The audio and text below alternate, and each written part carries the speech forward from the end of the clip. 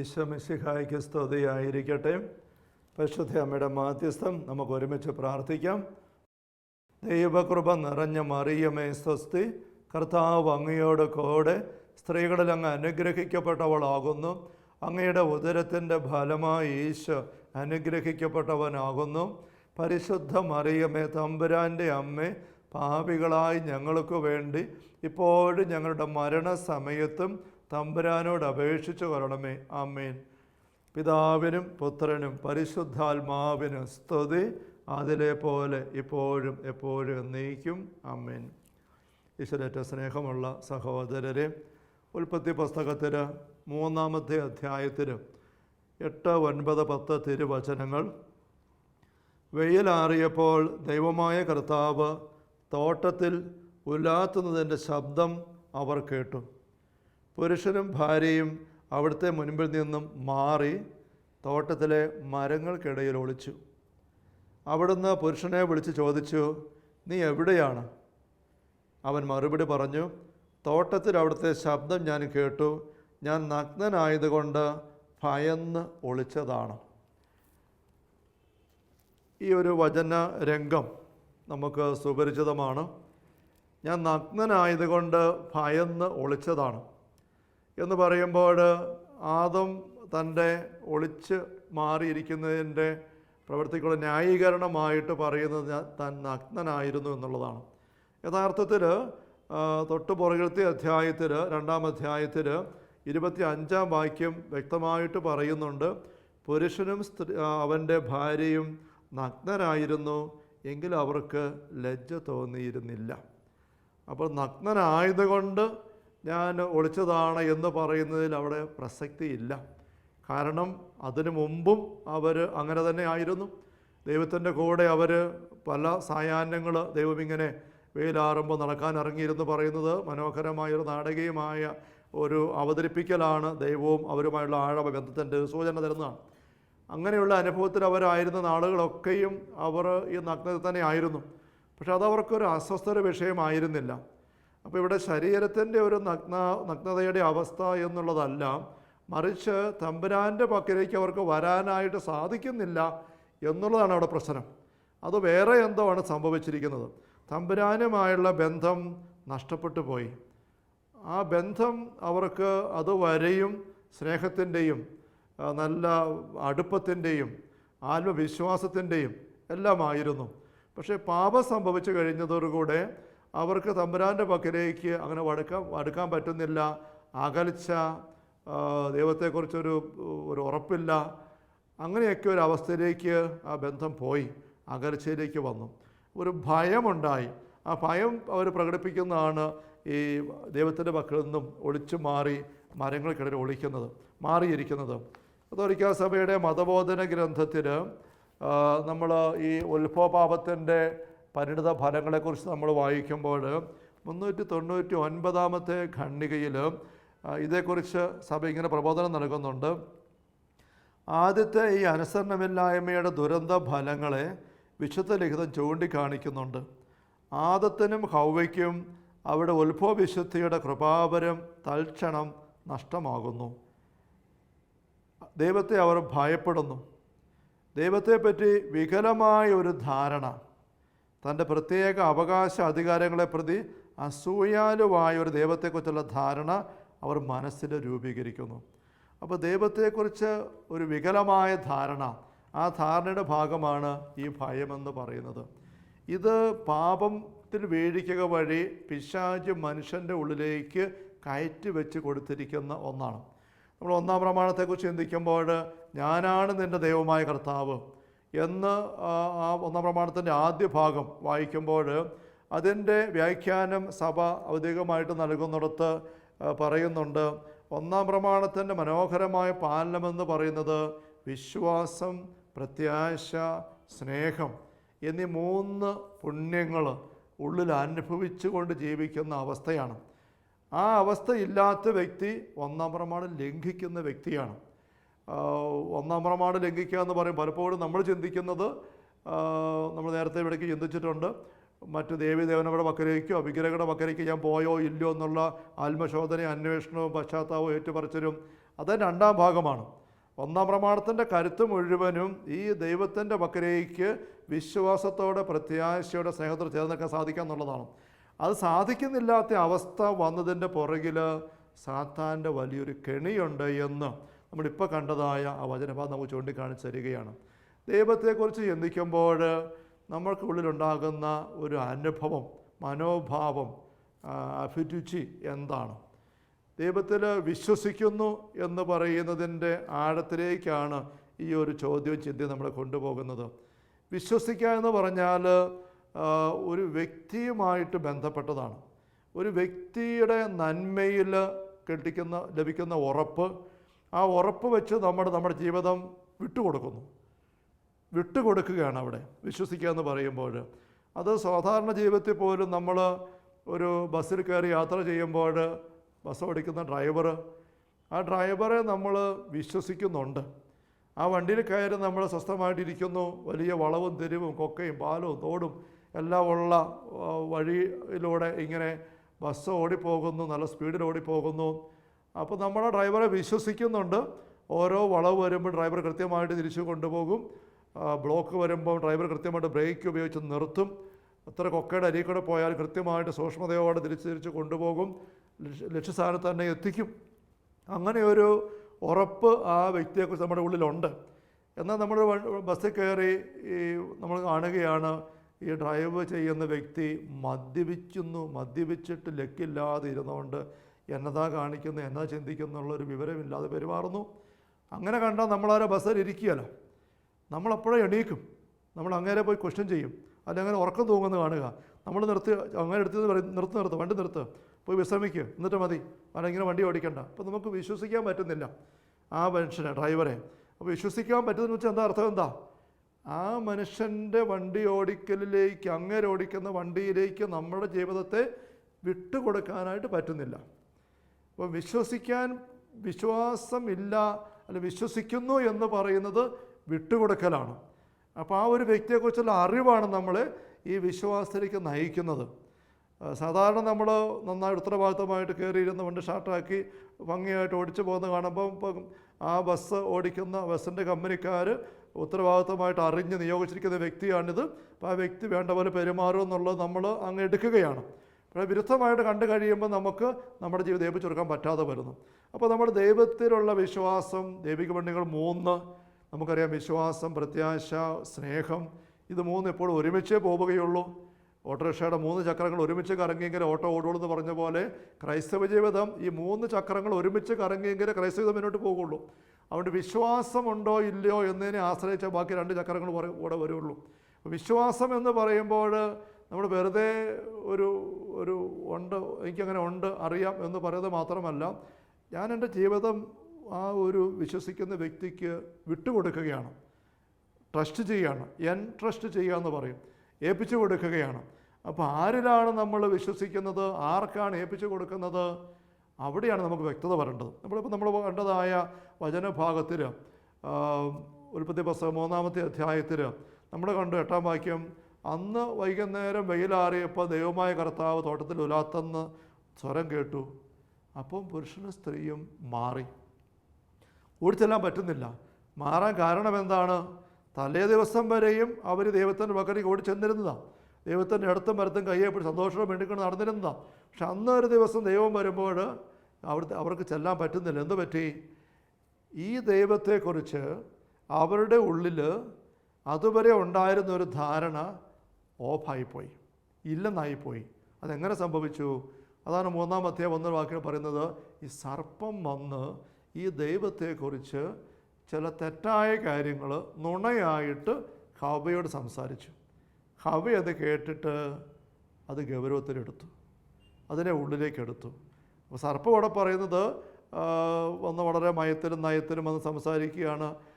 നിങ്ങൾക്ക് ഈ തോട്ടത്തിലെ എല്ലാ വൃക്ഷത്തിൻ്റെയും പഴം തന്നെ അനുവാദമുണ്ടോ, കുഴപ്പമില്ലുണ്ടോ? അങ്ങനെയൊക്കെ പറയുമ്പോൾ ഹവ്വ അതിന് ബാക്കി പറഞ്ഞു: ഞങ്ങൾക്ക് ഒരു വൃക്ഷത്തിൻ്റെ മാത്രമാണ് പഴം പറിച്ചേക്കരുതെന്ന് പറഞ്ഞു, ബാക്കിയെല്ലാം ഞാൻ കഴിക്കാം. അപ്പോൾ സർപ്പം പറയുകയാണ്, തമ്പുരാൻ അങ്ങനെ കഴിക്കരുതെന്ന് പറഞ്ഞത് നല്ല ഉദ്ദേശത്തോടെയൊന്നുമല്ല. യഥാർത്ഥത്തിൽ ഈ തോട്ടത്തിലുള്ള സകല വൃക്ഷങ്ങളുടെയും ഇടയിൽ ഇതുപോലെ നിങ്ങൾക്ക് ഉപകാരപ്പെടുന്ന പഴമുണ്ടാകുന്ന വേറൊരു വൃക്ഷമില്ല. ഈ വൃക്ഷത്തിൻ്റെ പഴം നിങ്ങൾ പറിച്ച് തിന്നാൽ നിങ്ങൾ അങ്ങേരെ പോലെയാകും, ദൈവത്തെ പോലെയാകും. അത് ദൈവത്തിനറിയാം. അതറിയാവുന്നത് കൊണ്ട് നിങ്ങൾ അങ്ങനെ ദൈവത്തെ പോലെ ആകാൻ അങ്ങേർക്ക് ഇഷ്ടമില്ലാത്തത് കൊണ്ട് അങ്ങേരത് പറിക്കരുത്, നിങ്ങൾ പറിക്കരുതെന്ന് പറഞ്ഞിരിക്കുന്നത് നിങ്ങളെ കബളിപ്പിക്കാനായിട്ടാണ്, നുണ പറഞ്ഞതാണ്. നിങ്ങൾ പറിച്ച് തിന്ന് നോക്കിക്കേ, ദൈവത്തെ പോലെ നിങ്ങളാകും. ഇങ്ങനെ ഒരു കമൻറ്റ് നുണയായിട്ട് സർപ്പം പറയുമ്പോൾ അതിവർ ഗൗരവത്തിലെടുത്തപ്പോൾ അവർക്ക് ഈ ദൈവത്തെക്കുറിച്ചുണ്ടായിരുന്ന ചിത്രം വികലമായിപ്പോയി. അപ്പം അങ്ങനെ വിശ്വസിക്കാൻ കൊള്ളിയല്ലാത്ത ആളല്ലേ. നമ്മൾ ബസ്സിൽ കയറുമ്പോൾ ഡ്രൈവറെ പറ്റി ആരെങ്കിലും ഒന്ന് പറയേണ്ടത്, ആരാ ഡ്രൈവർ, ആ മനുഷ്യനാണോ, ആ വരുന്നതാണോ ഡ്രൈവറായിട്ട് വരാൻ പോകുന്നത്, അങ്ങനെ കൊള്ളിയല്ലോ കേട്ടോ. അങ്ങനെ കഴിഞ്ഞ ദിവസം പോയി ആത്മഹത്യ ചെയ്യാൻ നോക്കിയതാണ്. എന്നിട്ട് കൊണ്ട് ബസ് കൊണ്ട് വണ്ടി കൊണ്ട് മനപ്പുറം കൊണ്ട് അങ്ങനെ ഇടിപ്പിച്ചതാണ്. അങ്ങനെ വണ്ടി ഓടിക്കുന്നെങ്കിൽ ഈ വണ്ടിയെ നിങ്ങൾ പോകണോ വേണ്ടി ചിന്തിച്ചിട്ട് മതി. ആ മനുഷ്യൻ വന്ന് സീറ്റിൽ കയറി ഇരുന്നാൽ നമ്മുടെ സീറ്റിൽ നിന്ന് ഇറങ്ങി പുറത്തേക്ക് ഇറങ്ങിപ്പോകും. നമുക്ക് ആ ബസ്സിൽ ഇരിക്കാൻ പറ്റി, അല്ലെങ്കിൽ ആ മനുഷ്യൻ്റെ ഉത്തരവാദിത്തം നമ്മുടെ ദൈവച്ചെടുക്കാൻ പറ്റി എന്ന് പറഞ്ഞ പോലെയാണ്. ദൈവത്തെക്കുറിച്ച് തെറ്റായൊരു ധാരണ ഉള്ളിൽ കയറി കഴിഞ്ഞപ്പോൾ അവരത് വെച്ച് പ്രവർത്തിക്കുന്നത് പടം വരച്ച് തിന്നാൻ നോക്കി, ദൈവത്തെ പോലെ ആകുമെന്ന് ഓർത്തു. അങ്ങനെ ആ ദൈവമെന്ന സാന്നിധ്യവുമായുള്ള ഉള്ളിൻ്റെ ആ ഒരു ഉറപ്പ് ബന്ധം നഷ്ടപ്പെട്ട് കഴിഞ്ഞപ്പോൾ ദൈവം പിന്നെ വൈകുന്നേരം വെയിലാറിയപ്പോൾ ഇറങ്ങി വന്നപ്പോൾ അത് കണ്ടപ്പോഴേ ഈ ഡ്രൈവറെ കാണുമ്പോൾ ഇറങ്ങി പോകുന്ന ആൾക്കാരെന്ന് പറഞ്ഞ പോലെ അതും അഭയം ദൈവത്തിൻ്റെ പക്കൽ നിന്ന് മാറിപ്പോവുകയാണ്. അപ്പോൾ ദൈവം എന്ന വ്യക്തിയെക്കുറിച്ചുള്ള വികലമായ ധാരണ, അതാണ് കത്തോലിക്ക സഭയുടെ മതപരത്തിൽ പറയുന്നത്, ഒരു വികലമായ ധാരണ ഉള്ളിലുണ്ടായി. അവിടെയാണ് സാത്താൻ വിജയിക്കുന്നത്. അതുകൊണ്ട് ഈശോ പിന്നീട് ഭൂമിയിലേക്ക് വരുമ്പോൾ ഈശോ നിരന്തരം തൻ്റെ സമയം സത്തയും മുഴുവൻ കൊടുത്തത് ദൈവത്തെക്കുറിച്ചുള്ള യഥാർത്ഥമായ ധാരണ നമുക്ക് തരാൻ വേണ്ടിയിട്ടാണ്. ഈശോ പഠിപ്പിക്കുകയാണ് ദൈവം ആരാണ്, സ്വർഗം എന്താണ്, നമ്മുടെ ജീവിതം എന്താണ്, നമ്മുടെ പാപങ്ങൾക്ക് പോലും എന്താണ് പ്രതിവിധി, അതിനെ എങ്ങനെ നമ്മൾ വീക്ഷിക്കേണ്ടത്, ഇങ്ങനെയുള്ള കാര്യങ്ങൾക്ക് ഈശോ വ്യക്തമായിട്ട് പഠിപ്പിക്കാനായിട്ടാണ് ഏറ്റവും ശ്രദ്ധ കൊടുക്കുന്നത് ഈശോയുടെ എൻ്റെ ശുശ്രൂഷയിൽ. അവിടെ നമ്മൾ വിശ്വസിക്കുക എന്ന് പറയുമ്പോൾ ദൈവത്തെക്കുറിച്ചുള്ള യഥാർത്ഥമായ ചിത്രം നമുക്ക് നമ്മുടെ ഉള്ളിലേക്ക് എടുക്കേണ്ടതായിട്ടുണ്ട്. തൂർത്തപുത്രൻ്റെ ഉപമ നമുക്കെല്ലാവർക്കും വളരെ സുപരിചിതമാണ്. അതേക്കുറിച്ച് വിശദീകരിക്കേണ്ട ആവശ്യമൊന്നുമില്ല. എന്തിനാണ് ഈശോ ഉപമ പറയുന്നത്? ഈ സ്വർഗസ്ഥനായ പിതാവിനെ കുറിച്ച് നമ്മുടെ ഉള്ളിൽ കയറി കിടക്കുന്ന വികലമായ ധാരണകളെ മാറ്റിയെടുക്കാൻ ഈശോ മനോഹരമായൊരു കഥ പറയുകയാണ്. തൂർത്തപുത്രൻ്റെ ഉപമ ലൂക്കാസ് സുവിശേഷം 15-ാമത്തെ അധ്യായത്തിൽ നമ്മൾ വായിക്കുമ്പോൾ അതേക്കുറിച്ച് ലോക സാഹിത്യ തലത്തിൽ പോലും പറയുന്നത് ഇത്ര മനോഹരമായൊരു ഷോർട്ട് സ്റ്റോറി, ചെറു കഥ വേറെ അധികം കാണാനില്ല എന്നാണ്. അത്ര മനോഹരമായ കഥ ഈശോ ഇങ്ങനെ പറയുന്നത് ഈ പിതാവ് ആരാണ് എന്നതിനെക്കുറിച്ചുള്ള വികലമായ ധാരണ സാത്താൻ നമ്മുടെ ഉള്ളിൽ വെച്ച് തന്നിരിക്കുന്നതിനെ പറിച്ചു കളയാൻ വേണ്ടി, മാറ്റിക്കളയാൻ വേണ്ടിയിട്ടാണ്. നമ്മൾ യോഹന്നാന്റെ ലേഖനം 1-ാം ലേഖനം 3-ാം അധ്യായം 8-ാം വാക്യത്തിൽ നമ്മൾ വായിക്കുന്നുണ്ട്, പിശാചിൻ്റെ പ്രവൃത്തികളെ നശിപ്പിക്കുന്നതിന് വേണ്ടിയിട്ടാണ് ദൈവത്തിന് പ്രത്യക്ഷനായത്. പിശാചിൻ്റെ പ്രവൃത്തികൾ നശിപ്പിക്കുക. ആ വചനം ചിന്തിക്കുമ്പോൾ നമ്മൾ പെട്ടെന്ന് ചിന്തിക്കുന്നത് പിശാചിൻ്റെ പ്രവൃത്തി എന്തൊക്കെയാണ്? ഭീകരമായ ആക്രമണം, കൊലപാതകം, ബന്ധനങ്ങൾ, തകർച്ചകൾ, അങ്ങനെയുള്ള പൈശാചിക അസാധാരണ ഇടപെടലുകൾ, പിശാചിൻ്റെ ആവാസം, അങ്ങനെയുള്ളതിനൊക്കെ നശിപ്പിക്കാൻ. അത് ശരിയാണ്. പക്ഷെ അതിനു മുമ്പ് ഈശോ നശിപ്പിക്കുന്നത് പിശാചിൻ്റെ ഏറ്റവും വലിയ പ്രവൃത്തി പാപമാണ്. പാപം. അവൻ ആദ്യം മുതലേ പാപം ചെയ്യുന്നവനാണ്. നമ്മളിപ്പോൾ സൂചിപ്പിച്ചതായ 1 യോഹന്നാൻ 3 8-ാം വാക്യത്തിൻ്റെ ആദ്യ ഭാഗം അങ്ങനെയാണല്ലോ. പിശാച് ആദ്യം മുതലേ പാപം ചെയ്യുന്നവനാണ്. അവിടെ പാപം ചെയ്യുന്ന പിശാചിന്നുള്ളവനാണ്. എന്നിട്ടാണ് പറയുന്നത് പിശാചിനെ നശിപ്പിക്കാൻ വേണ്ടി ദൈവത്തിന് പ്രത്യക്ഷനായത്. പക്ഷേ പാപമെന്ന് പറയുന്നത് എന്താണ്? അത് വഴിതെറ്റിക്കലാണ്. നമ്മൾ പറഞ്ഞതായ ആ 1 യോഹന്നാൻ 3 7-ാം വാക്യത്തിൽ നമ്മൾ കാണുന്നുണ്ട്, കുഞ്ഞുമക്കളെ നിങ്ങളെ ആരും വഴി തെറ്റിക്കാതിരിക്കട്ടെ. വഴി തെറ്റിച്ചു കൊണ്ട് പോകുന്നത് എങ്ങനെയാണ്? തെറ്റായ വിവരം പറഞ്ഞിട്ടാണ്. നമ്മുടെ യാത്ര പോകുമ്പോൾ ഇന്ന് നമുക്ക് ഗൂഗിൾ ചെയ്ത് ഫോണിലും ഒക്കെ നോക്കി വഴി നോക്കി പോകാനായിട്ട് സാധിക്കും. അത് വിദ്യാഭ്യാസമൊക്കെ ഉണ്ട് പ്രത്യേക രീതിയിലും. എന്നാൽ പണ്ടൊക്കെ അല്ലെങ്കിൽ ഇപ്പോൾ അത്ര അറിവില്ലാത്ത ആൾക്കാർ യാത്ര ചെയ്യുമ്പോൾ അവർ ചോദിച്ചാണ് പോകുന്നത്. ഒരു കവല വരുമ്പോൾ നമുക്ക് സംശയം വരുന്നു, ഇവിടെ എങ്ങോട്ടാണ് വണ്ടി തിരിക്കേണ്ടത്, ഇങ്ങോട്ടാണോ അങ്ങോട്ടാണോ? അപ്പോൾ അവിടെ വണ്ടി സൈഡിൽ ഒതുക്കി നിർത്തി അവിടെ വന്ന ഒരാളിനെ കൈ കാണിച്ച് വിളിച്ചിട്ട് ചോദിച്ചു, ഇന്ന സ്ഥലത്ത് പോകാൻ വേണ്ടിയിട്ടാണ്, ഞങ്ങൾ ഇതിലേ പോകണോ? അപ്പോൾ ആ മനുഷ്യൻ ആത്മാർത്ഥമായിട്ടല്ല സംസാരിക്കുന്നതെങ്കിൽ അല്ലെങ്കിൽ ആത്മാർത്ഥതയുണ്ട്, പക്ഷേ അറിവില്ല, അത് അറിയത്തില്ല എന്ന് പറയാനുള്ള എളിമയില്ല എങ്കിൽ അങ്ങനെ നോക്കിയിട്ട് ഇങ്ങനെ പൊക്കോ, നേരെ പൊക്കോണ്ടാൽ മതി എന്ന് പറഞ്ഞ് നമ്മളെ വിട്ടാൽ യഥാർത്ഥം നമ്മൾ പോകേണ്ടത് മറുവശത്തേക്കാണ് എങ്കിൽ നമുക്ക് വഴിതെറ്റി. അപ്പോൾ വഴിതെറ്റിയതിൻ്റെ പുറകിലൊരു നുണയുണ്ട്, ഒരു തിന്മയുണ്ട്, ഒരു അസത്യമുണ്ട്. ആ അസത്യത്തിലാണ് നുണ വഴി തെറ്റിയത്. വഴി തെറ്റിക്കുന്നവനാണ് പിശാച്. ഈ വഴിതെറ്റലിന് പറയുന്ന മറ്റൊരു പേരാണ് പാപം. അതുകൊണ്ടാണ് ഈശോ പറഞ്ഞു, ഞാനാണ് വഴി, ഞാനാണ് സത്യം, ഞാനാണ് ജീവൻ. ജീവനിലേക്ക് എത്താൻ നിങ്ങൾ സത്യം അറിയണം. സത്യം അറിഞ്ഞ് അതുവഴി നിങ്ങൾ ചുവട് വെക്കുമ്പോൾ ശരിയായ വഴി കൂടെ പോരുന്നവരാണ്. ഞാനാണ് വഴിയും സത്യവും ജീവനും. പിശാച് വഴി തെറ്റിക്കുന്നവൻ നുണ പറഞ്ഞിട്ട്, അതുകൊണ്ട് അവന് സത്യമില്ല, നുണയാവുള്ളത്. അവൻ്റെ കൂടെ പോകുന്നവരോ മരണത്തിലേക്ക്, നാശത്തിലേക്ക് പോകുന്നു.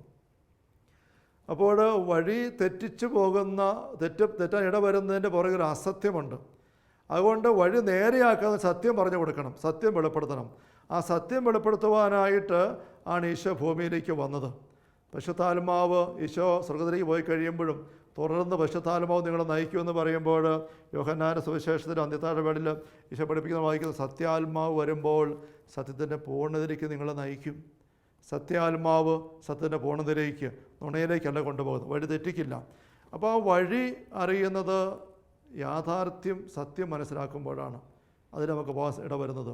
അത് വ്യക്തമാക്കി തരാൻ വേണ്ടിയിട്ട് ഈശോ ഒരുപാട് രീതിയിൽ ഈശോ പഠിപ്പിച്ചു, തൻ്റെ ജീവിതം കൊണ്ട് കാണിച്ചു തന്നു. മനോഹരമായ കഥകൾ ഈശോ പറഞ്ഞു. അപ്പോൾ അതാണ് നമ്മൾ ലൂക്കാ 15 ധൂർത്തപുത്രൻ്റെ ഉപമ നമ്മൾ കാണുന്നത്. കഥകൾ കേൾക്കാൻ എല്ലാവർക്കും ഇഷ്ടമാണ്. അപ്പോൾ ആൾക്കാർ അത് കേട്ടിരിക്കുകയാണ്. അത് കേട്ടിരിക്കുമ്പോൾ ആ കഥയിൽ ഈശോ ഒരു പിതാവിനെയാണ് അവതരിപ്പിക്കുന്നത്, ഒരു കുടുംബത്തെയാണ് അവതരിപ്പിക്കുന്നത്. ആ കുടുംബത്തിൽ പക്ഷേ ഈശോ അമ്മയെക്കുറിച്ചൊന്നും പറയുന്നില്ല. അമ്മയെക്കുറിച്ച് പറയാൻ മറന്നു പോകുന്നതല്ല, വേണ്ടെന്ന് വെക്കുന്നതിന് അമ്മയെ ഒഴിവാക്കുന്നതല്ല, മറിച്ച് ഈശോ ഭൂമിയിലേക്ക് വന്നത് ദൈവം ആരാണെന്ന് വെളിപ്പെടുത്താൻ വേണ്ടിയിട്ടാണ്. ആ ദൈവത്തെക്കുറിച്ച് പിതാവ് എന്നുള്ളൊരു ചിത്രം നമ്മുടെ ഉള്ളിലേക്ക് പതിച്ചു തരാനായിട്ടുള്ള സത്യരീശം നീങ്ങുന്നതുകൊണ്ട് ആ കുടുംബത്തിലെ മറ്റു വിശദാംശം പറയുന്നതിന് മാത്രമേ ഉള്ളൂ. ഇവിടെ നമുക്കറിയാം, ഈ ധൂർത്തൻ ആയിട്ട് പോകുന്ന വ്യക്തി അവൻ അപ്പൻ്റെ കൂടെ താമസിച്ച വ്യക്തിയായിരുന്നു. പക്ഷേ എന്നിട്ടും അവൻ അപ്പൻ്റെ നന്മ മനസ്സിലാക്കാൻ പറ്റിയില്ല. അവന് കൂട്ടുകാരാരോ പറഞ്ഞു കൊടുത്തു, നീ അപ്പൻ്റെ കൂടെ താമസിച്ച് നിനക്ക് സന്തോഷം കിട്ടിയല്ല, ഇവിടുന്ന് ദൂരെ എവിടെയെങ്കിലും പോകാമെന്നുണ്ട്, നിനക്ക് ഫ്രീ ആയിട്ട് ജീവിക്കാൻ പറ്റും, അങ്ങനെ ജീവിക്കാനുള്ള പണം അപ്പൻ്റെ ഇത് വാങ്ങിച്ചു, അങ്ങനെ പോയാൽ മതി. അങ്ങനത്തെ ഒരു സ്വരം കേട്ടു. അപ്പൻ്റെ കൂടെ ജീവിച്ചാൽ ശരിയാകില്ല എന്നുള്ളതൊരു നുണയായിരുന്നു. സർപ്പം വന്ന് ഹവ്വയോട് പറഞ്ഞു, ഈ പഴം പറിച്ച് തിന്നരുതെന്ന് പറഞ്ഞത് ദൈവം പറഞ്ഞത് ശരിയല്ല, അത് തിന്നാലാ നിങ്ങൾക്ക് ശരിയാണ് സന്തോഷം കിട്ടുന്നത്, ദൈവത്തെ പോലെ ആകുന്നത്. അതൊരു നുണയായിരുന്നു. അപ്പോൾ ധൂർത്തപുത്രൻ്റെ ഉള്ളിൽ നുണ കയറി, ഒരു ഇല്ലാത്ത അല്ലെങ്കിൽ സത്യമല്ലാത്ത ചിന്ത കയറി. അത് വെച്ച് അവൻ നീങ്ങുകയാണ്. അങ്ങനെ അവൻ ദൂരദേശത്തേക്ക് പോകുന്നു. അവിടെ അപ്പൻ്റെ സാന്നിധ്യമില്ലാതെ, സമൃദ്ധിയില്ലാതെ പഞ്ഞത്തിനും ബുദ്ധിമുട്ടും കിടന്ന് കഴിയുന്നു. അത് ചെന്ന് വഴിതെറ്റിപ്പോകുന്ന വ്യക്തി എത്തേണ്ടടുത്ത് എത്തുകയാണ്. ഇതിലെ നേരെ അങ്ങ് പൊക്കോളാൻ പറഞ്ഞ് വഴിയറിയുന്ന ആൾ, അത് ശരിയായിട്ടുള്ള വഴിയല്ലായിരുന്നു, സത്യമല്ല പറഞ്ഞത്. അങ്ങനെ പോകുന്ന വ്യക്തികൾ കുറേ നേരം ഓടിക്കഴിയുമ്പോൾ അവർ മനസ്സിലാക്കും, നമ്മൾ എത്തേണ്ടടുത്ത് എത്തിയില്ലല്ലോ, ഇങ്ങോട്ടല്ല നമ്മൾ വരേണ്ടിയിരുന്നത്, എവിടെയോ തെറ്റിയല്ലോ. അവർ പയ്യെ വണ്ടിയുടെ സ്പീഡ് കുറയ്ക്കുന്നു, നിൽക്കുന്നു, അവർക്ക് പോകത്തില്ല, സ്റ്റക്കായി പോവുകയാണ്. എന്ന് പറയാം, ധൂർത്തപുത്രൻ തെറ്റായ വഴിക്ക് പോയിട്ട് കുറേ കഴിഞ്ഞപ്പോൾ സ്റ്റക്കായി. എവിടെ? പന്നിക്കൂട്ടിൽ, പഞ്ഞത്തിൻ്റെ നടുവിൽ, ആരുമില്ല, ഭക്ഷിക്കാനും ഒന്നുമില്ല, ഒരു ജീവിത സാഹചര്യവുമില്ല. അപ്പോഴവൻ അപ്പനെക്കുറിച്ച് ഓർക്കുകയാണ്. ഇവിടെ നമ്മൾ ശ്രദ്ധിക്കണം, ഈ അപ്പനെക്കുറിച്ച് ധൂർത്തപുത്രൻ ഓർമ്മിക്കുമ്പോൾ ഈ അപ്പൻ്റെ യഥാർത്ഥമായ സ്നേഹമല്ല ഈ ധൂർത്തപുത്രൻ്റെ മനസ്സിൽ വരുന്നത്. മറിച്ച് എന്താ, അവൻ്റെ ഇപ്പോഴത്തെ അവസ്ഥ തിന്നാനൊന്നുമില്ലെന്നുള്ളതാണ്. ലൂക്കായുടെ സുവിശേഷം 15-ാമത്തെ അധ്യായത്തിൽ ഈശോ ആ ഒരു കാര്യം എടുത്തു വരെ നമുക്ക് ശ്രദ്ധിക്കാനായിട്ട് പറ്റും. 15-ാം വാക്യം, ഒരു ക്ഷാമമുണ്ടായി, അവൻ ഞെരുക്കത്തിലായി. അപ്പോൾ അവൻ ആ ദേശത്തൊരു പൗരൻ്റെ അടുത്ത് അഭയം തേടി. അവനെ പന്നികളെ മേയ്ക്കാൻ വയലിലേക്ക് അയച്ചു. പന്നി തിന്നിരുന്ന തവിടെങ്കിലും കൊണ്ട് വയറ് നിറയ്ക്കാൻ അവൻ ആശിച്ചു. ഇവിടെ വയറ് നിറയ്ക്കലാണ് വിഷയം. അവന് ഭക്ഷിക്കാനൊന്നുമില്ല, ക്ഷാമമുണ്ടായി, വയറ് നിറയ്ക്കാൻ പറ്റുന്നില്ല, വിശപ്പാണ് വിഷയം. പക്ഷെ ആരും അവന് കൊടുത്തില്ല. അപ്പോൾ ഒരു സുബോധമുണ്ടായി. അത് മനോഹരമായൊരു വാക്കാണ് സുബോധമുണ്ടാകുക എന്ന് പറയുന്നത്. എന്താ സുബോധം? അവന് ഞാൻ ആരാണ്, ഞാൻ എങ്ങനെ ആയിരിക്കേണ്ടതാണ്, ഞാൻ എവിടെ ആയിരിക്കേണ്ടതാ എന്നതിനെക്കുറിച്ചുള്ള ഒരു ചിന്തയുണ്ടാകുന്നതാണ്. അതാണ് സുബോധം. സുബോധം എന്നുള്ള വാക്ക് വിശുദ്ധ ഗ്രന്ഥത്തിൽ ആവർത്തിച്ച് ആഴമായ അർത്ഥം ഉപയോഗിക്കുന്നത് നമുക്ക് കാണാനായിട്ട് പറ്റും. പിശാച് ബാധിതൻ ലൂക്കാ 8 നമ്മൾ കാണുന്ന 35-ാമത്തെ തിരുവചനത്തിൽ അവന് പിശാച് വിട്ടുപോയി കഴിഞ്ഞപ്പം അവനെപ്പറ്റി നമ്മൾ വായിക്കുന്നത് അവൻ സുബോധത്തോടെ വസ്ത്രം ധരിച്ച് ഈശോയുടെ പാദങ്ങളിലിരിക്കുന്നത് ആൾക്കാർ കണ്ടു. സുബോധത്തോടെ എന്ന് വെച്ചാൽ അതുവരെ അവൻ പിശാചിൻ്റെ നിയന്ത്രണത്തിലായിരുന്നു. അവൻ ആരാണെന്നുള്ള അറിയില്ലായിരുന്നു. അതുകൊണ്ട് അവന് വസ്ത്രം ധരിക്കാതെ അലറി വിളിച്ച് വീട്ടിൽ കയറാതെ മലയിൽ ഇങ്ങനെ ബഹളം വെച്ച് മുറിപ്പെടുത്തി ആൾക്കാരെ ഉപദ്രവിച്ച് അങ്ങ് നടക്കുകയാണ്. അവൻ ആരാണെന്ന് അവന് തന്നെ അറിയത്തില്ല. ആയിരിക്കേണ്ട പോലെ ആകാൻ പറ്റുന്നില്ല, ആയിരിക്കേണ്ട ഇടത്തായിരിക്കാൻ പറ്റുന്നില്ല. അതാണ് സുബോധമില്ലാത്ത അവസ്ഥ. പിന്നെ പിശാചിൻ്റെ പിടുത്തം മാറിക്കഴിയുമ്പോൾ സുബോധമുണ്ടായി എന്ന് പറഞ്ഞ പോലെ ധൂർത്തപുത്രൻ ഇങ്ങനെ അന്യനാട്ടിൽ പോയി വൃത്തികേട് കാണിച്ച് ഇങ്ങനെ അലമ്പ് കാണിച്ച് പന്നിക്കൂട്ടത്തിൽ ചെന്ന് അങ്ങനെ ആയിരിക്കുന്ന സുബോധമില്ലാത്ത അവസ്ഥയായിരുന്നു. പക്ഷെ ആ സഹനത്തിന് നടുവിൽ അവന് സുബോധമുണ്ടായി എന്ന് പറയുമ്പോൾ ഈശോ എടുത്ത് പറയുന്ന വാക്കാണ്, എന്താണ് ഞാൻ ആരാണ്, ഞാൻ എവിടെ നിന്ന് വന്നതാണ്, ഞാൻ എവിടെ ആയിരിക്കേണ്ടതാണ്, ഞാൻ എങ്ങനെ ജീവിക്കേണ്ടതാണ്. യഥാർത്ഥത്തിൽ ഓരോ ധ്യാനം കൂടുമ്പോഴും ഓരോ വചന പ്രഘോഷണം നമ്മൾ ശ്രദ്ധിക്കുമ്പോഴും നമുക്ക് സുബോധമാണ് ഉണ്ടാകേണ്ടത്. നമ്മുടെ ജീവിതത്തിൽ എവിടെയാണ് നമുക്ക് തെറ്റിപ്പോയത്, എവിടെ തിരുത്തിയെടുക്കേണ്ടത് എന്നൊരു തിരിച്ചറിവുണ്ടാവുക. ഈ സുബോധമില്ലാതെ പെരുമാറിയതാണ് ആദവും ഹവ്വയും. ദൈവം ഇറങ്ങി വന്നപ്പോൾ മരത്തിൻ്റെ പുറകെ പോയി ഒളിച്ചു. അവർക്ക് വരാൻ പറ്റുന്നില്ല. അവർ പറയുകയാണ്, അങ്ങനെ വക്കരി പറഞ്ഞാൽ ഞങ്ങൾക്ക് പേടിയാണ്, ഞങ്ങൾ നഗ്നരാണ്. അത് ശരിക്കുള്ള ബോധമല്ല. അവിടെ നഗ്നതയല്ല വിഷം, നഗ്ന വിഷമേ അല്ല. തമ്പുരാൻ അവരെ ഉണ്ടാക്കിയത്, സൃഷ്ടിച്ചത്. അവർ നഗ്നരായിട്ട് ദൈവത്തിനോട് അത്ര നേരം നടന്നതാണ്. അതൊന്നുമല്ല വിഷയം. പക്ഷേ ഇപ്പോൾ അവർക്ക് സുബോധം പോയി. കാരണം പിശാചിനെ കാണിയാൽ നുണകകത്ത് കയറിയപ്പോഴും. ഇവിടെ ഈ ധൂർത്തപുത്രന് സുബോധമുണ്ടായി എന്ന് നമ്മൾ വായിക്കുന്നു. അത് മനോഹരമാണ്. പക്ഷെ സുബോധം ഉണ്ടാകുമ്പോഴും പക്ഷേ അവന് അപ്പനെക്കുറിച്ച് ചിന്തിക്കുന്നത് അപ്പൻ്റെ സ്നേഹത്തെ ഓർത്തിട്ടല്ല. മറിച്ച് എന്താണ്, അവൻ പറയുകയാണ്, എൻ്റെ പിതാവിൻ്റെ ഭവനത്തിൽ എത്രയോ ദാസന്മാർ സുഭിക്ഷമായി ഭക്ഷണം കഴിക്കുന്നു, ഞാനും ഇവിടെ വിശന്ന് മരിക്കുന്നു. അതിനപ്പുറം അവന് ചിന്ത പോകുന്നില്ല. അവൻ്റെ വിഷയം വയറെരിയുന്നു, തിന്നാൻ എന്തെങ്കിലും വേണം. അപ്പൻ്റെ വീട്ടിൽ ഇഷ്ടം പോലെ ഉണ്ടായിരുന്നല്ലോ, ജോലിക്കാർക്ക് പോലും മിച്ചം. അപ്പോൾ അവിടെ ചെന്ന് ഒരു ജോലിക്കാരനായിട്ടെങ്കിലും കയറിയാൽ 3 നേരം 4 നേരം ഭക്ഷണം ഉറപ്പാണ്, അത് മതി. അങ്ങനെ അവൻ തിരിച്ചു വരുന്നത്. അതുകൊണ്ട് അവൻ തിരിച്ചു വരുമ്പോൾ അപ്പോഴും പറയുന്ന വാക്യം നമുക്കറിയാം, അപ്പോൾ അങ്ങേക്കെതിരെ സ്വർഗത്തിനെതിരെ ഞാൻ പാപം ചെയ്തു പോയി, പുത്രനെന്ന് വിളിക്കപ്പെടാവുന്ന യോഗ്യതയില്ല, ദാസരിൽ ഒരുവനായിട്ട് എന്നെ സ്വീകരിക്കണേ. ഈ ദാസരിൽ ഒരുവനായിട്ട് സ്വീകരിക്കണമെന്ന് പറയുമ്പം ഇനി മാന്യമായിട്ട് അധ്വാനിച്ച് അന്തസ്സായിട്ട് ജോലി ചെയ്ത് ജീവിക്കാമെന്നുള്ളതല്ല, ഭക്ഷണം കഴിക്കാൻ കിട്ടുമല്ലോ എന്നുള്ളതാണ്. അപ്പോൾ അവൻ്റെ ചിന്തയിൽ ഇവിടെ ഈ അപ്പനെ അവൻ ഈ ധൂർത്തനായിട്ട് പോകുന്ന 2 വർഷം മുമ്പോ 1 വർഷം മുമ്പോ പോകുന്നിടം വരെ, ഒരു പക്ഷേ 10-20 വയസ്സ് വരെ അവൻ്റെ വീട്ടിൽ ജീവിച്ചതാണ്. ആ അപ്പനെക്കുറിച്ച് അവൻ്റെ ഉള്ളിലുണ്ടാകുന്ന ചിന്ത മുഴുവൻ ഇപ്പം നഷ്ടപ്പെട്ടു പോയി. അവനെ തിരിയുന്നില്ല, ഓർമ്മിച്ചെടുക്കാൻ പറ്റുന്നില്ല. ഈ 20 വർഷക്കാലം വീട്ടിലിരുന്നപ്പോൾ അപ്പൻ്റെ എന്തുമാത്രം സ്നേഹം അനുഭവിച്ചതാ, സമൃദ്ധി അനുഭവിച്ചതാ, പരിപാലനം അനുഭവിച്ചതാ. പക്ഷേ ഈ ഞെരുക്കത്തിൽ ഇത്രയും കഴിഞ്ഞപ്പോഴേക്കും അതിലേക്കൊന്നും നോട്ടം എത്തുന്നില്ല. മറിച്ച് ഈ വിശപ്പ് ഇത്രേ ഉള്ളൂ, അപ്പൻ ശിക്ഷിക്കും, അപ്പം വീട്ടിൽ കയറ്റിയല്ല. പക്ഷേ വേറെ ഒരിടം പോകാനില്ല. എങ്ങനെ ഇങ്ങനെ കയ്യെ പിടിച്ച് കാലെ പിടിച്ച ഒരു ജോലി എങ്കിലും ആ വീട്ടിൽ നിന്ന് മേടിച്ചെടുത്താൽ മതി, അങ്ങനെ വിചാരിച്ചുകൊണ്ടാണ് വരുന്നത്. പക്ഷെ വന്നു കഴിയുമ്പോൾ സംഭവിക്കുന്നത് എന്താണ്, ഈ അപ്പൻ നമ്മൾ കാണുന്നത് ദൂരെ വെച്ച് തന്നെ അവനെ കണ്ടു, മനസ്സലിഞ്ഞ് ഓടി വന്ന് അവനെ കെട്ടിപ്പിടിച്ച് ചുംബിച്ച് കൂട്ടിക്കൊണ്ടു പോകുന്നു. അവൻ നഷ്ടപ്പെട്ടു പോയത് മുഴുവൻ ഫ്രീ ആയിട്ട് കൊടുക്കുന്നു. വസ്ത്രം, ചെരുപ്പ്, മോതിരം, ആഭരണം. പിന്നെ എന്താ, ഒരു നേരത്തെ ഭക്ഷണം തേടി വന്നവൻ്റെ മുമ്പിലേക്ക് ഒരു കൊഴുത്ത കാളയെ മുഴുവനും പാകം ചെയ്ത് വെച്ചിരിക്കുകയാണ്, സമൃദ്ധി. അപ്പോൾ ആ അപ്പനെക്കുറിച്ച് അവൻ്റെ ഉള്ളിൽ കയറിയിരുന്ന ചിന്ത ഒരു വികല ചിന്തയായിരുന്നു, അകാരണമായൊരു ഭയമായിരുന്നു. അപ്പോൾ നമ്മൾ വിശ്വാസം, പ്രത്യാശ, സ്നേഹം, ഈ പുണ്യങ്ങളിലേക്ക് നമ്മുടെ ഉള്ളിൽ കയറി വരുമ്പോഴാണ് 1-ാം പ്രമാണത്തിൻ്റെ കരുത്ത് നമുക്ക് തെളിഞ്ഞു വരുന്നത്. നമ്മൾ ചിന്തിക്കുമ്പോൾ നമ്മുടെ ഉള്ളിൽ ഈ ദൈവത്തെക്കുറിച്ച് കയറിയ വികലമായ ചിന്തകളൊക്കെ നമുക്ക് ദൂരീകരിക്കേണ്ട ആവശ്യമുണ്ട്. അത് സർപ്പത്തിൻ്റെ ഇടപെടൽ വഴി നമ്മുടെ ആദ്യ മാതാപിതാക്കന്മാരുടെ ഉള്ളിലേക്ക് സാത്താൻ കയറ്റി വയ്ക്കുന്ന വിജയിച്ച ഒരു തിന്മയാണ്. നമ്മുടെ ഉള്ളങ്ങളെ ഈ ദൈവപിതാവിൻ്റെ യഥാർത്ഥമായ ചിത്രം ഈശോ വ്യക്തമാക്കി തരുന്ന ആ ഒരു മനോഹരമായ അനുഭവത്തിലേക്ക് ചേർത്ത് വെക്കാനുള്ള കൃപ നമുക്ക് തിരുസന്നിധിയിൽ പ്രാർത്ഥിക്കാം. ഒരു നിമിഷം നമുക്ക് നമ്മുടെ ഉള്ളങ്ങളെ അവിടുത്തെ പക്കലേക്ക് കൊണ്ടുവരാം പ്രാർത്ഥനയിൽ. സ്നേഹപിതാവായ ദൈവമേ, അങ്ങയുടെ മനോഹരമായ പർദീസയിൽ അങ്ങയുടെ നിറഞ്ഞ സ്നേഹവും സാന്നിധ്യവും സമൃദ്ധിയും അനുഭവിച്ചുകൊണ്ട് ജീവിച്ചിരുന്ന ആദ്യ മാതാപിതാക്കളുടെ ഉള്ളിലേക്ക് സർപ്പമിട്ട് കൊടുത്ത നുണ, അസത്യം, അതുവഴി അവരുടെ ഉള്ളിൽ കയറിയ വികലമായ ധാരണ, അങ്ങയെക്കുറിച്ച് അകൽച്ച, ഭയം. കർത്താവായ ദൈവമേ, അവിടെയാണല്ലോ സാത്താൻ്റെ വലിയ വിജയം ഫലിച്ചത്. കർത്താവെ, ആ ഒരു തിന്മയുടെ അടിമത്തെ ഞങ്ങളെ മോചിപ്പിക്കാൻ വേണ്ടി അങ്ങ് വേഗം തന്നെ ഭൂമിയിലേക്ക് അയച്ചു. ഈശോ വന്ന് നിരവധിയായ ഉപദേശങ്ങളിലൂടെ, പ്രബോധനങ്ങളിലൂടെ, നമ്മുടെ ജീവിതത്തിലൂടെ മുഴുവനും അങ്ങയെക്കുറിച്ചുള്ള സത്യമായ യഥാർത്ഥമായ ചിത്രം കാണിച്ചു തരാനായിട്ട് പരിശ്രമിക്കുകയായിരുന്നു. തൂർത്തൂത്തിൻ്റെ ഉപമയിലൂടെ ഈശോ മനോഹരമായിട്ട് ചെയ്യുന്നത് ഞങ്ങൾക്കായിട്ട് അങ്ങ് ഈ നിമിഷങ്ങൾ പങ്കുവെച്ച് തന്നല്ലോ. നല്ല ദൈവമേ, ഈ ആദോവയും ഞങ്ങളുടെ ആദ്യ മാതാപിതാക്കന്മാർ അങ്ങയെ ചിന്തിച്ചപ്പോഴാകുന്നു. ധൂർത്തപുത്രൻ പന്നിക്കുട്ടി കടന്നു കഴിഞ്ഞപ്പോൾ പിതാവിനെക്കുറിച്ച് അകൽച്ച തോന്നി. ഞങ്ങളുടെ ഉള്ളിലും ദൈവമേ അങ്ങയെക്കുറിച്ച് ഒത്തിരി സ്നേഹവും അടുപ്പവും ഒന്നും പലപ്പോഴും തോന്നാറില്ല. ഞങ്ങൾക്ക് ഭയവും അകൽച്ചയൊക്കെ തോന്നാറുണ്ട്. അങ്ങ് ശിക്ഷിക്കാനിരിക്കുന്ന നീതിമാനായ ദൈവം, വലിയ വിധിയാളൻ, ഞങ്ങൾ പാപികൾ, അവിടുത്തെ പക്കൽ വരാൻ യോഗ്യതയൊന്നുമില്ല. അങ്ങനെയുള്ള ഞെരുക്കം ഞങ്ങൾക്കുണ്ട്. നല്ല ദൈവമേ, സത്യാത്മാവ് വരുമ്പോൾ എല്ലാ സത്യത്തിൻ്റെ പൂർണ്ണതയ്ക്ക് ഞങ്ങൾ നയിക്കുമെന്ന് ഈശോ പറഞ്ഞല്ലോ. ഈശോയുടെ പ്രബോധനങ്ങളുടെ ആഴവും വ്യക്തത ഞങ്ങൾക്ക് കാണിച്ചു തരാൻ ഞങ്ങളുടെ ഉള്ളങ്ങളെ ഈശോയുടെ പക്കലേക്ക് പ്രസ്ഥാനമാർ നയിക്കലായിട്ട് ഞങ്ങൾ ചേർത്ത് വെക്കുന്നു. ആവപിതാവെ, ഞങ്ങളുടെ സ്നേഹത്തിലേക്ക് ഞങ്ങളുടെ ഉള്ളങ്ങളെ തുറക്കണമേ.